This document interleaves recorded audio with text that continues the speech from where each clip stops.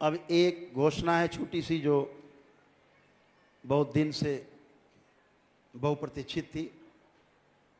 एक घोषणा थी कि दरबार केवल इतने के लिए नहीं बना है कि रोग हटाए जाएं और कष्ट हटाए जाएं। ये तो शरीर के तमाम रहते ही हैं, आते जाते हैं। दरबार की एक बहुप्रतीक्षित घोषणा थी कि दरबार का उदय किस लिए हुआ, दरबार का जन्म किस लिए हुआ। तो एक लाइन में बता दें, इस दरबार का जन्म भगवान शिव की इच्छा के अनुसार, मां की इच्छा के अनुसार,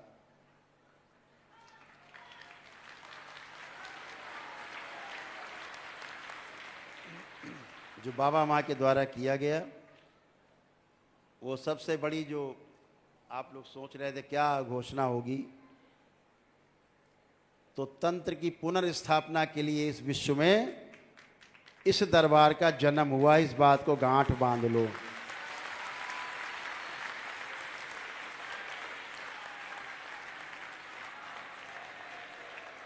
एकमात्र लक्ष्य है तंत्र की पुनर्स्थापना, तंत्र की शक्ति से लोगों को परिचित कराना। और ये आवश्यक नहीं कि उसके लिए आप सन्यास ही ले लें, पहाड़ पे चले जाएं, जंगल में, गृहस्थ रह के भी करना है। आप उस सब प्रक्रिया में धीरे धीरे आगे बढ़ रहे हो,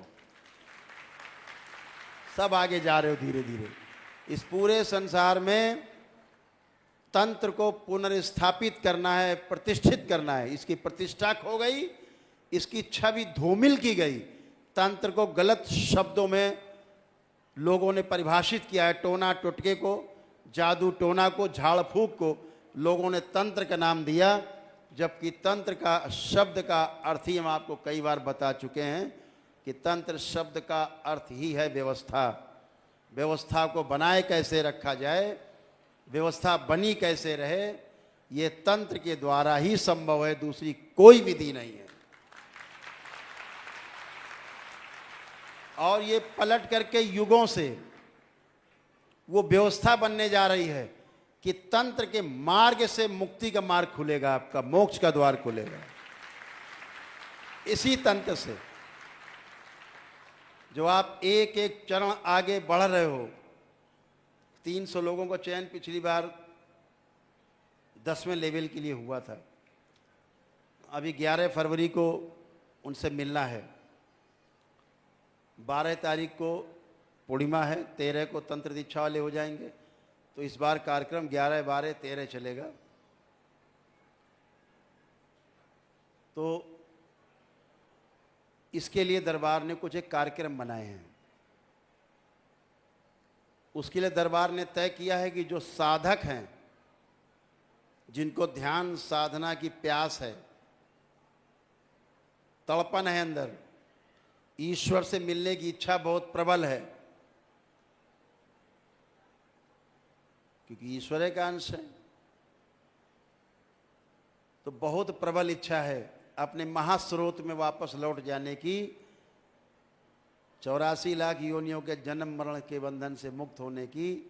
तो दरबार ने एक कार्यक्रम बनाया है कि जो भी लोग साधना में सीधे आना चाहते हैं, अभी क्या करना पड़ता था कि बगैर वनडे किए, बगैर नौ हवन किए, बगैर पितृमुक्ति कराए आप दीक्षा नहीं ले सकते थे।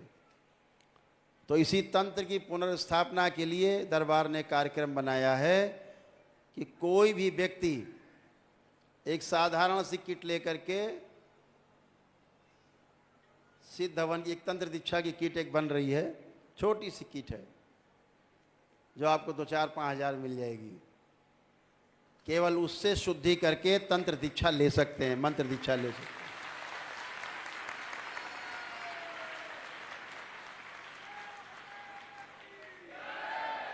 उसके लिए आपको बहुत दौड़ भाग करने की, बहुत सारे हवन अनुष्ठान करने की आवश्यकता नहीं है। आप अपने साधना के बल पर, अपने तप और तपस्या के बल पर, अपने द्वारा की जा रहे ध्यान साधना के बल पे आप आगे बढ़ सकते हैं। उसके लिए छोटे से नियम बनाए गए हैं, कुछ छोटे छोटे नियम दरबार के सेवक उसको बाद में आपको बोलेंगे।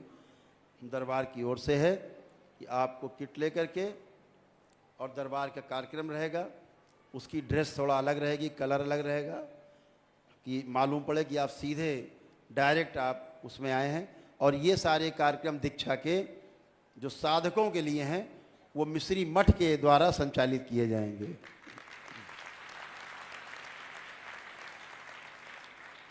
तो हम सभी दरबार की ओर से संकल्प लेते हैं कि तंत्र की पुनर्स्थापना करनी है इस विश्व में।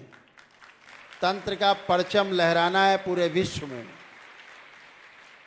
जिन लोगों ने ढोंग और ढकोसले फैला रखने हैं, दरबार के एक एक तंत्र साधक में इतनी शक्ति होगी कि 100 खड़े होंगे सामने तुम्हारे सन्यासी बने हुए गेरुआ पहने फर्जी लोग, आप एक के सामने टिक नहीं पाएगा कभी,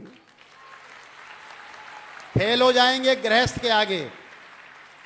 जो गृहस्थ है वो ताकतवर होगा। इनको दिखाना है कि जो गृहस्थ धर्म का पालन कर रहा है वो बहुत आगे है, तुमसे बहुत आगे है।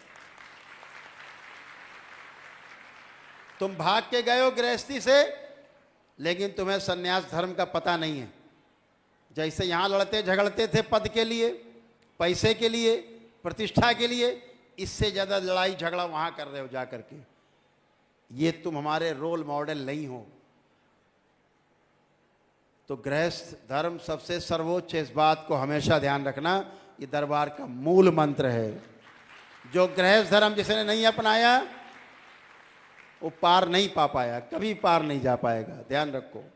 दरबार से जुड़ करके जो सन्यासी आएंगे, जिन्होंने गृहस्थ में पालन नहीं किया है गृहस्थ धर्म, दरबार के पास उसकी प्रक्रिया है, जिसको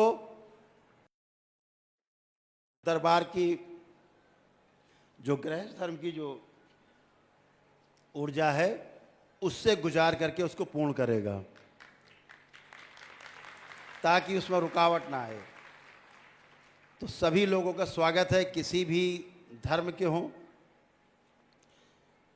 किसी भी जाति के हों, किसी भी देश के हों, किसी भी मत के हों, किसी भी संप्रदाय के हों, किसी भी साधु संत के अखाड़े के हों, सभी का स्वागत है साधना में।